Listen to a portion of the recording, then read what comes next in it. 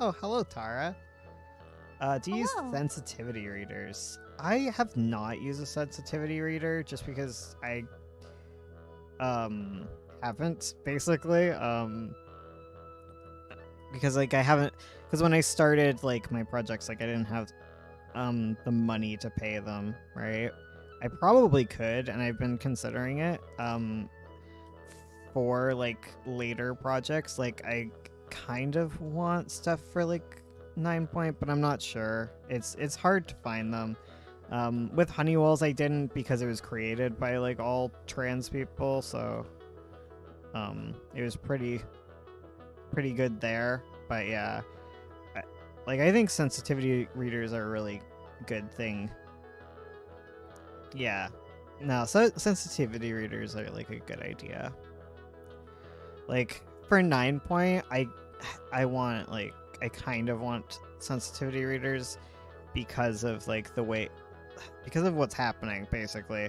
What happened for me is that I'm basing it on like Canadian like wildlife and stuff, and then like inherently it starts getting like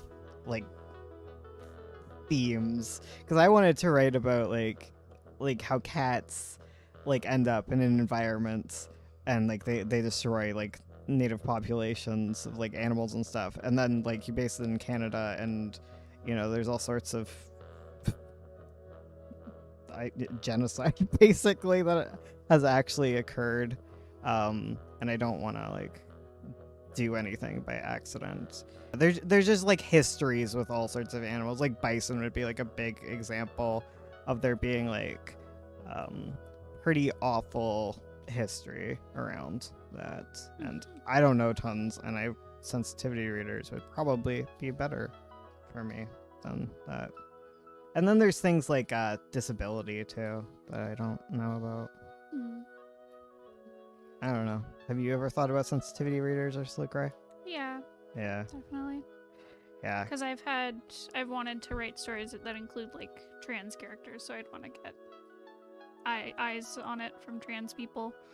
Um, For me, it's usually a money thing because like because I don't want to not pay someone yeah, because that's like a lot of work yes, like for the person involved. It's like editing, you know, and you don't want to just do one sensitivity reader because that's only one person's view of things. totally.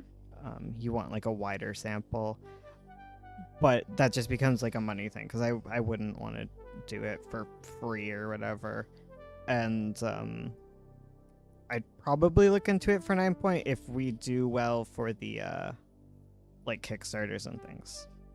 Because again, like I'm small, I'm a tiny boy, and a lot of the times I don't have enough money to like even like um rent.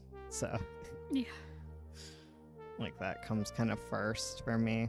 So what I tend to do actually when I am looking into like writing the other would be what that's called, right? When you're writing someone who has like a different life experience than you, Yeah. like if you're cis writing trans. Yeah. I tend to spend a lot of time like observing like community interaction more than I do like reading like how-to guides. There'll be like a lot of guides, and that's like a good place to start, but I always like to go to like forums and things where people talk. Like if I'm looking into like a disability, like I like to read um like Reddits and things where people like gather and like discuss things, like where they talk about like what ableism is like for them specifically. You get a lot of like personal stories and anecdotes because you don't want to end up like writing someone's story for them, like, and speaking over them, but like having some experience, like knowing some of people's experiences, it can help you inform your character a bit more and add a little more personality influenced on like how the world would treat certain people, if that makes sense. Like Reddit's going to give you a specific group of people because you're going to be looking at like wheelchair users who use Reddit. So that's going to be a very specific group, and you're going to find like other information from people who have live journals, you know? Like everyone ends up with like their own little thing. You can see what Twitter users are like, cuz I find like whenever you're writing like someone whose life experience is different, like there's a lot of things like you assume would be annoying that aren't, and a lot of things that are annoying or frustrating or difficult or fun. Like your assumptions are usually wrong because like your view is colored by like how you engage with the world. I guess I could speak on like the trans thing, but like whenever like someone's writing a trans person, they write such a trans person, and like everything is like fixated on dysphoria. And I think like the big one I get, like cis people, when they initially write trans people, like it's so focused on the body and and not even like secondary characteristics which help you pass in society and like not get hurt. Like it's always focused on like what bits you got. Yeah. Like because that's what cis people are thinking about. It's like how does that affect that? I feel like if you're writing a character who's dealing with any sort of like internalized ism, like I feel like it'd be really difficult if it's outside of like you, and like it doesn't feel like something I think it's something you should approach with like extreme caution, because it doesn't feel like your kind of story to tell. Like there's a tendency to think, oh, I'm not writing in the real world, so like I'm fine. But you are writing in the real world. You know, you're not in some other world writing a story. You're in this world, and anything you write has implications. Yeah, anything you write has implications. It has a history, and you might not know about it. If you ever make a mistake, just do better. Yep. Continue on and do better next time. Because I don't want to.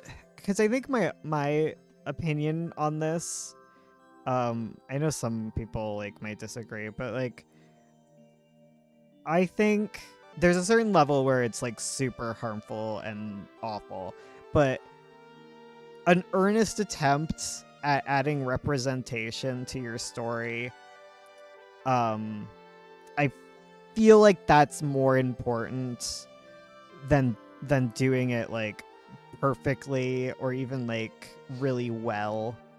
I'd rather have stories with kind of meh trans characters than no trans characters at all. True. Because like as a kid growing up,